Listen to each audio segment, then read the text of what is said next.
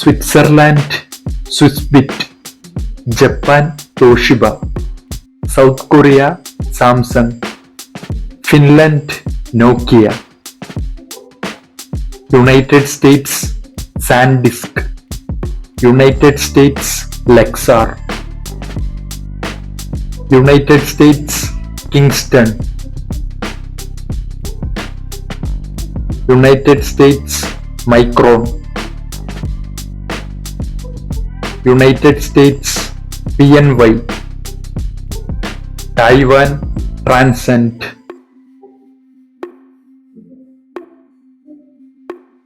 Japan Sony,